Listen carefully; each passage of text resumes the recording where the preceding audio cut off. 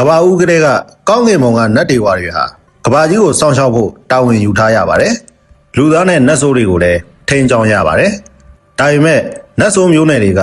ကောင်းကင်ဘုံကထိန်းချုပ်တာကိုလွန်ခဲ့တဲ့နှစ်ပေါင်းများစွာကလေးကမကျေနပ်ခဲ့ကြပါဘူး။သုံးလောကလုံးကိုနတ်ဆိုးတွေကြီးစိုးချင်ခဲ့ကြပါတယ်။ဒါကြောင့်ပဲနတ်ဆိုးနဲ့ကောင်းကင်ဘုံတို့အကြားစစ်မှတ်တွေဖြစ်ပွားခဲ့ကြပြီးအမှောင်အတိဖုံးလို့နေရောလာပါမလင်းနိုင်ခဲ့ကြပါဘူး။အတူရာနတ်ဆိုးတွေကအလင်းတင်တိုင်းနတ်ပြည်ကိုတက်ကစစ်ခင်းလေးရှိကြပါတယ်။ပရိသတ်တို့ယခုမြင်နေရတဲ့ဥကြိုနှချောင်းမှာပုပ်ကအတူရာကျွဲမင်းမှာအတူရာတွေကလည်းကောင်းကင်နတ်မင်းနဲ့နီးလို့တကိုးထွားကြပါတယ်။ဒါကြောင့်အတူရာနတ်မင်းတွေရဲ့စစ်ပွဲကအလွန်တရာမှပြင်းထန်ခဲ့ပြီးဘားတပြန်ကြားတပြန်ရှိခဲ့ပါတယ်။အောက်ခြေတပ်သားတွေအချင်းချင်းဘောလုံးတလဲငပြန်တလဲတိုက်ကြတယ်လို့အတူရာကျွဲမင်းနဲ့နတ်ဘရင်နဂါတို့ကလည်းတဦးချင်းစီချင်းထိုးကြပါတယ်။အစပိုင်းကနဦးကာလမှာမတိတာပေမဲ့နောက်ဆုံးတော့နတ်ဘရင်ပဲအနိုင်ရရှိသွားပြီးအတူရာဘရင်ဟာဟွာဝူတောင်အနီးကမီးတောင်အတူရာအပေါင်းပါတွေနီးတူနှင်ရှားခံလိုက်ရပါတယ်။တကယ်တော့နတ်ဘရင်နဂါမင်းက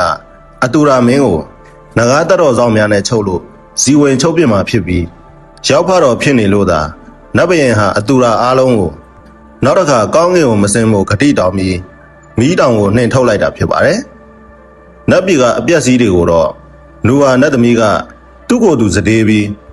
ထွက်လာတဲ့နူဟာကြောက်တလင်းများနဲ့အတူပြုတ်ပြင်ပေးလိုက်ပါတယ်။နောက်တော့အတူရာမင်းနဲ့နတ်ပြည်ဟာရံမပြုတ်နိုင်ဖို့ကောင်းကင်ဘုံတစ်ခုလုံးကိုနူဟာကြောက်များနဲ့ရံပေးခဲ့ပြီးမိစ္ဆာတို့အလွယ်တကူတိုးမပေါက်နိုင်ဖို့တောင်ဘက်မဝကိုလည်းဖန်ဆင်းပေးခဲ့ပါတယ်။နူဟာနတ်သမီးရဲ့စတေးမှုဟာတကယ်ကိုမှအကျိုးများလာပါတယ်။နတ်ပြည်ဟာစစ်မဖြစ်ခင်ကာလတုန်းကအတိုင်းအကောင်းပကတိပြန်လဲတာယာသွားပြီဖြစ်တယ်လို့ကောင်းကင်ကနေမြေပြင်ဟွာကူတောင်ပေါ်သို့ပြုတ်ကျခဲ့တဲ့နူဟာကျောက်ဆမှတဆင့်ဖះလောင်းမြောက်မင်းတခင်ကြီးစုံခုံမွေးဖွားလာခဲ့တာဖြစ်ပါတယ်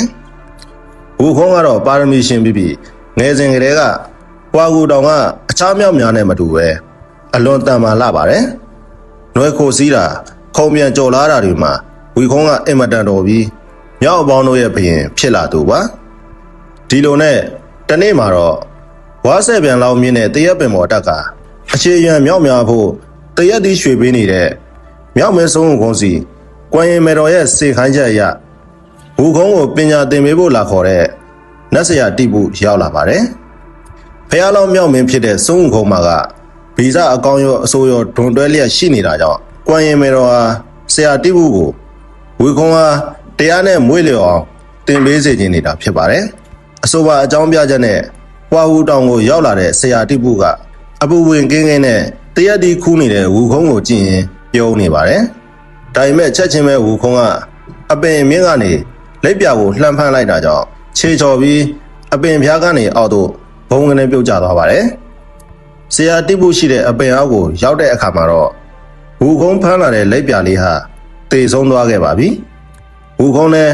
အတော်လေးစိတ်မကောင်းဖြစ်သွားခဲ့တာပါ။ရုတ်တရက်အေးကနေလီဘီတစ်ချက်ဟာဝူခုံးရဲ့ပါးပြင်ကိုတိုက်ခတ်သွားပါတယ်။လက်ပြလေးကလည်းအသက်ပြန်ဝင်လာပါတယ်။ဆရာတိပုကလက်ပြလေးကိုနတ်တကူနဲ့အသက်ပြန်သွင်းပေးလိုက်တာဖြစ်ပါတယ်။အဆိုပါဖြစ်ရက်ကိုတွေ့သွားတဲ့အခါမှာတော့ဝူခုံးကသူ့ကိုလည်းအသက်ပြန်သွင်းတဲ့ပညာသင်ပေးဖို့ဆရာတိပုထံပူဇာကဗျိုင်းကတ်ကိုစီးလို့ဆရာတိပုထံလိုက်သွားပါတယ်။ဆရာတိပုဟာအခြားခိုင်းသားတွေထပ်ပင်ဝူခုံးကိုပို့ချစ်ပြီးကြားကြန့်ပစင်းလိုက်ပြစားတဲ့တိရစ္ဆာန်တွေအပါဝင်အလိုရှိရပုံပြောင်းနိုင်တဲ့82မျိုးအသွင်ပြောင်းတိုင်းကိုတင်ပေးလိုက်ပါတယ်။ဝူခုံးဆိုတဲ့နာမည်ကလည်းဆရာတိပုပေးခဲ့တာဖြစ်ပါတယ်။ဝူခုံးကဖះလောင်းမြောက်မင်းဖြစ်တာကြောင့်အခြားခိုင်းသားတွေထွက်ကိုတင်လွယ်တက်လွယ်ပါတယ်။ဘလောက်တောင်လဲဆိုရင်ဝူခုံးထုတ်တိုင်းကျင်းတာအတွင်းအားပါလုံးလို့အခြားခိုင်းသားတွေတော့လေးအချိန်ဟတ်တာမခံနိုင်ပါဘူး။သို့ပေမဲ့ဝူခုံးကသူ့ရဲ့အကောင်ဆိုဒွန်တွဲနေတဲ့ဗီဇာကြောင့်အခြားသူတွေနဲ့မတည့်ပဲရန်ဖြစ်နေတဲ့အတွက်နောက်ဆုံးမှဆရာတိပုကဝူခုံးကိုဂိုင်းထဲကနေနှင်ထုတ်ခဲ့ပါတယ်။ဒါကြောင့်ပဲဝူခုံးကသူ့ရဲ့မြောက်တွေရှိတဲ့ဟွာကူတောင်ကိုပဲပြန်သွားခဲ့ပါတယ်။ခရီးရောက်မဆိုင်ဟွာကူတောင်ကမြောက်တွေကိုကြောက်မင်စာတွေကနှောက်ယှက်နေလို့ဝူခုံးကယ်ပေးလိုက်ရပါသေးတယ်။ဒီနှောက်ယှက်မှုကြောင့်ပဲဝူခုံးကသူ့မရှိတဲ့ရှင်သူ့မြောက်တွေကိုကိုကာကွယ်နိုင်အောင်လို့လက်နက်တက်ဆင်ပေးရမယ်ဆိုကဟွာကူတောင်ကြီးရေတံခွန်အောက်ကနဂါးတိုက်စီကိုသွားလို့အရှိပင်လေနဂါးမင်းစီကလက်နက်တွေသွားတောင်းပါတယ် ကနဦးမှာအရှိပင်လယ်နဂါမင်းကပရိရဲ့အသုံးပြုလို့ဝူခုံးကိုတတ်ဖို့ကြံပါတယ်။တို့ပေမဲ့ဆရာတိပုရဲ့ပညာတွေရထားတဲ့ဝူခုံးကအလွယ်လေးတင်းရှောင်လို့အရှိပင်လယ်နဂါမင်းရဲ့ဝိုးယုံကိုယူဖို့ကလက်နက်တွေကိုလည်းခပိုက်ဆောင်လိုက်တဲ့တကိုးဖြင့်ရှုပ်ယူသွားပါတယ်။ဒီအပြင်ပင်လယ်ထောက်တိုင်ကိုပါချုံးစီမန္တန်သုံးနှုတ်ယူခဲ့ပြီးဝါကူတောင်ကိုပြန်လာခဲ့ပါတယ်။ပင်လယ်ထောက်တိုင်မရှိတော့တာကြောင့်အရှိပင်လယ်ပြင်မှာအေယာမဆူလာမီလိုင်းတွေဖြစ်ပေါ်ကကမ်းရိုးတန်းဒေသတွေပျက်စီးခဲ့ပြီးအတူရာမင်းရှိရာမီးတောင်ဒေသတွေအထိပါရေလိုင်းတွေရိုက်ခတ်ခဲ့ပါတယ်။ဒါဟာအတူရာတွေကြီးစိုးမဲ့နမိတ်လက္ခဏာပါ။အတူရာဘိုးဘေးတွေရဲ့တပေါင်းမှာကဒီနေ့မှာအရှိပင်လယ်ပြင်ကိုလှိုင်းထန်စေသူမြောက်မဲပေါ်လို့ကောင်းကင်တောင်ဘက်မုတ်ပြက်၍နတ်ပြည်ဟာဖျက်ဆီးလက်တန်းလို့ဆိုထားပါတယ်။ဒါကြောင့်အတူရာမင်းဟာဝူခုံးရဲ့ငယ်ဘွားကတငယ်ချင်းဖြစ်တဲ့မြေခွေးမလေးကိုဝူခုံးတန်ဆေလွတ်ထားပါတယ်။နောက်ထပ်အရှိပင်လယ်ပြင်ကိုဖျက်ဆီးတဲ့အတွက်ဝူခုံးကိုလာဖမ်းတဲ့ကောင်းကင်စစ်တီနီကြားကိုအတူရာမင်းကကူတိုက်ပေးပြီးဝူခုံးနဲ့မဟာမိတ်ဖွဲ့လိုက်ပါတယ်။ဒီအပြင်တစ်ဖက်မှာလည်းအတူရာမင်းကနတ်ဘရင်ဖြစ်ရှင်နေတဲ့တောင်ဘက်ကိစ္စနတ်စစ်သူကြီးနဲ့ပူးပေါင်းထားပါတယ်။အတူရာမင်းကတူတဲ့ဝူခုံပေါင်းပြီးနတ်ပြည်ကိုတိုက်မယ်။တောင်ဘက်ကိစ္စနတ်စစ်သူကြီးကိုကောင်းကင်နိုင်ငံမှာနတ်ဘရင်အဖြစ်နန်းတင်ပေးမယ်။နတ်စစ်သူကြီးအနေနဲ့ကဝူခုံနတ်ပြည်ကိုဖျက်ဆီးဖို့နတ်ဒေဝါတွေကိုမုန်းတဲ့စိတ်ရိုက်ထည့်ပေးကမတည်သေးစားဖြစ်အောင်ဖိအားပေးရမယ်ဆိုပြီးနတ်စစ်သူကြီးနဲ့သဘောတူထားတာဖြစ်ပါတယ်။ဒါကြောင့်အစီအစဉ်အတိုင်းအတူရာမင်းကဝူခုံးနားမှာတစ်ချိန်လုံးနေပြီးတော့နတ်ပြည်ကိုတက်ဖို့အကြံအမြဲပေးပါတယ်။ကြားပါများတဲ့အခါမှာတော့ဝူခုံးကနတ်ပြည်ကိုတက်ဖို့ဆက်ရထက်တန်သွားပြီးသူ့မြောက်မျိုးနွယ်တွေအတွက်ပါထာဝရအသက်ကျင့်စဉ်ယူလာဖို့ပွားကူတောင်မှတဆင့်နတ်ပြည်ကိုသွားပါတယ်။ဝူခုံးကနိုဝါကျောင်းမှမွေးဖွားလာသူဖြစ်လို့အခြားမိစ္ဆာတွေလိုမဟုတ်ပဲနိုဝါနတ်သမီးဖန်တီးခဲ့တဲ့တောင်ဘက်မုတ်ဝကိုအလွယ်တကူဝင်နိုင်ခဲ့ပြီးနတ်ဘရင်ဆံမြန်းတဲ့နန်းဆောင်အထိရောက်သွားပါတယ်။သို့ပေမဲ့နတ်ဘရင်ကဆရာတိပုပြောပြထားလို့ဝူခုံးကိုနူဝါကျောင်းမှဆင်းသက်လာတဲ့ဖះလောင်းမြောက်မင်းမှန်းသိပြီးတိုက်ကက်ရှင်မပြုတ်ပဲကြည်ပြူစွာစကားလက်ခံပြောပေးကနတ်ပြည်မြင်းဆောင်မှာမြင်းထိန်ရာတို့ပေးလိုက်ပါတယ်။ဝူခုံးကနတ်ဘရင်နဲ့တွေ့ချင်းကိုယ်စိတ်နှလုံးမရွှင်ပြုံးနိုင်ဖြစ်နေတဲ့နတ်ဘရင်စီးတော်နဂါမင်းကိုကုန်းနီးချုပ်ပေးကရွှင်လန်းအောင်လုပ်ပေးလိုက်တာကြောင့်နတ်ဘရင်ဟာဝူခုံးကိုမြင်းထိန်ရာတို့ပေးလိုက်တာဖြစ်ပါတယ်။မြောက်ကိုဝိယုံနေဝစ်ပေးထားတဲ့မြင်းကွင်းဟာနတ်ပြည်ကနတ်ဒေဝါတွေရှိတကယ့်ကိုအမြင်ထူးဆန်းနေတာပါ။ဝူခုံးကကောင်းကင်နိုင်ငံအနှံ့မတ်မွန်နီကိုစားမိတာကလွဲလို့အဆင်ပြေအောင်နေပေမဲ့အတူရာမင်းနဲ့ပူးပေါင်းထားတဲ့နတ်စစ်သူကြီးကဝူခုံးနတ်ဒေဝါတွေအပေါ်မုန်းတီးသွားအောင်အမျိုးမျိုးဖိအားပေးပါတယ်။ဒီအပြင်ကြိုတင်စီစဉ်ထားတဲ့အတိုင်းဝူခုံးကိုနတ်ဘရင်ရဲ့အမြတ်ရည်ခိုးတောင်းအောင်အထိဖန်တီးပေးပါတယ်။နတ်စစ်သူကြီးကဝူခုံးနေတဲ့မင်းဆောင်အနာမကြာခဏလာရန်ဆတာမတ်မွန်နီကိုစားလို့အပြစ်ပေးတာမျိုးတွေလုပ်ပါတယ်။နောက်တော့အဆိုပါနတ်စစ်သူကြီးကပဲအမြတ်ရည်ဆောင်နတ်သမီးအယောင်ဆောင်ကဝူခုံးကိုအမြတ်ရည်အာနီးတင်ပြောပြခဲ့ပါတယ်။ဒါမှလည်းဝူခုံးကအမြတ်ရည်ကိုခိုးတောက်မှဖြစ်ပြီးအတူရာဘိုးဘေးတွေရဲ့တပေါင်းအတိုင်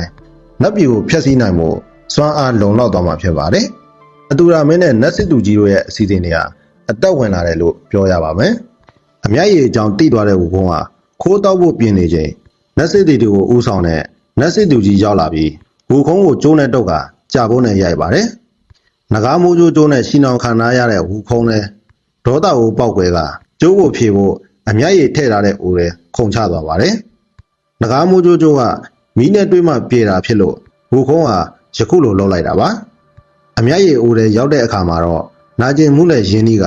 ကျိုးများဖြေလို့အမြတ်ရည်တအိုးလုံးကိုစုပ်ယူပစ်လိုက်ပါတယ်။နောက်တော့အမြတ်ရည်တကိုးနဲ့မသိမျိုးဖြစ်သွားတဲ့ဝူခုံးဟာအမြတ်အိုးတွေကခုန်ထွက်လာပြီးသူ့ကိုရိုက်တဲ့နတ်စစ်သူတွေအပါအဝင်နတ်စစ်သူကြီးကိုလည်းကောင်းစွာပညာပေးလို့နတ်ပြည်ကနေပွားကူတောင်ကိုဆင်းသွားပါတယ်။သို့ပေမဲ့ဝူခုံးပွားကူတောင်ကိုရောက်တဲ့အခါမှာတော့တောင်တစ်ခုလုံးမီးလောင်တိုင်းတွင်ခံရတာကိုတွေ့လိုက်ရပြီးဝူခုံးရဲ့အပေါင်းပါဖြစ်တဲ့မြောက်တွေအပါအဝင်ဝူခုံးရဲ့ငယ်တငယ်ချင်းဖြစ်တဲ့မြေခွေးမလေးကိုပါအသက်ခံရတာကိုတွေ့လိုက်ရပါတယ်။ဝူခုံးဟာပူပင်တောကားတွေနဲ့အတော်ကိုဝမ်းနေသွားပြီးလက်စားရှိရင်စိတ်တွေဟာနှလုံးသေးဘွက်တောက်လောင်လာပါတယ်။ဒီချိန်မှာပဲအတူရာမင်းကဝူခုံးသားရောက်လာပြီး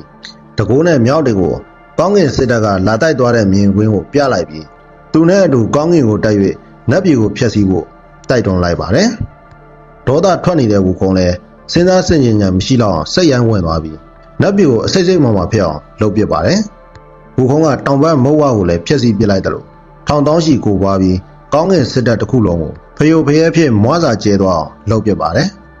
နောက်ဆုံးဝူခုံးကနတ်ဘရင်နဂါမင်းနဲ့ပါအပြင်းအထန်စီချင်းထိုးလို့သုံးလောကလုံးကိုပါကင်လုပ်ပစ်ပါတယ်တောင်ဘက်မုတ်မရှိတော့တာကြောင့်အတူရာမင်းကလည်းကောင်းကင်ဘုံကိုတက်လာပြီးမိစ္ဆာစစ်တပ်ဆင့်ခေါ်လို့နတ်ပြည်ကိုသိမ်းကနတ်ဘရင်ပလင်ပေါ်ထိုင်လိုက်ပါတယ်အတူရာမင်းကဝူခုံးနတ်ဘရင်နေနဲ့တိုက်နေတော့ဝူခုံးဘက်ကဝင်ပြီးနတ်ဘရင်နဂါမင်းကိုအမှောက်သိပ်လို့ဝူခုံးရဲ့ဆရာဖြစ်တဲ့ဆရာတိပုကိုပါလေပင်ညှစ်သက်ပြပါတယ်အဆိုပါမြင်ကွင်းကိုမြင်မှဝူခုံးဟာသူ့ရဲ့မြောက်တင်နဲ့မြေခွေးမလေးရဲ့လေပင်မှာဆရာတိပုလေပင်ညှစ်သက်ခံထားရတယ်လို့မိစ္ဆာလေပတ်ရှိနေတာကိုတတိထားမိသွားပြီးအားလုံးကအတူရာမင်းရဲ့အစီအစဉ်ဟုတိက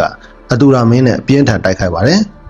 အတူရာမင်းကလည်းကျွဲနှဆိုအသွင်ဖန်ဆင်းလို့အသေးအကျေနေမပြီးငါမပြီးတိုက်ခိုက်ကြပါတယ်ဝူခုံးကတော့အေယာမမြောက်ဝင်အသွင်ပြောင်းကခုခံရှေပ6မြောင်းတိုက်ခိုက်ပါတယ်တိုက်ပွဲကအတော်ကြာတဲ့အထိလက်ရည်ညီပေမဲ့နောက်ဆုံးမှာတော့မတင်မျိုးဖြစ်တဲ့စွန်းဝူခုံးကပဲအတူရာကျွဲမင်းကိုဂျိုကျိုးတဲ့အထိအကင်ပေါက်အနိုင်ယူကနတ်ပြည်ကနေလွှင့်ပစ်လိုက်ပါတယ်သို့ပေမဲ့ဝူခုံးကဖျားလောင်းဖြစ်လင့်ကစားနတ်ပြည်ကိုဖျက်ကသုံးလောကမတိမငြိမ်ဖြစ်စေသူဖြစ်ပါတယ်ဒါကြောင့်ပဲကောင်းကင်နိုင်ငံတော်မှာဗုဒ္ဓဘုရားရှင်ပေါ်လာပြီးဝူခုံးဟာအပြစ်ပေးတဲ့အနေနဲ့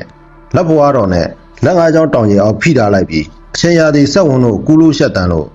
ဝူခုံးရဲ့အာကုသိုလ်ကနေကုံစင်မှအရှိရထန်တိုင်းပြည်ကနေလာတဲ့ဘုံကြီးတစ်ပါးကျမ်းစာပင်ဆောင်မှုလာခေါ်လိုက်မယ်ဆိုတဲ့တပောင်ကိုလည်းဝူခုံးကမိန်ခဲ့လိုက်ပါတယ်ဟုတ်ကဲ့ပါအဆုံးထိနားထောင်မိခဲ့ကြတဲ့တယောက်ချင်းစီတိုင်းကိုအထူးပဲကျေးဇူးတင်ရှိပါတယ်ခင်ဗျာနောက်တော့ The Monkey King 2အပိုင်း2ကြံပါသေးတယ်နောက်နေ့မှာတင်ဆက်ပေးမှာဖြစ်လို့ကျွန်တော်ရဲ့ channel လေးကို like subscribe follow အသေးလေးနဲ့အားပေးခဲ့ကြပါအောင်ခင်ဗျာနောက်ထပ်စွန်းဝူခုံးရဲ့ဇလံတွဲတွေနဲ့အတူပြန်လည်ဆုံတွေ့ကြပါအောင်မယ်အားလုံးပဲစိတ်ချမ်းသာရင်ကိုယ်ကြီးကျန်းမာရင်နဲ့ပြည့်စုံကြပါ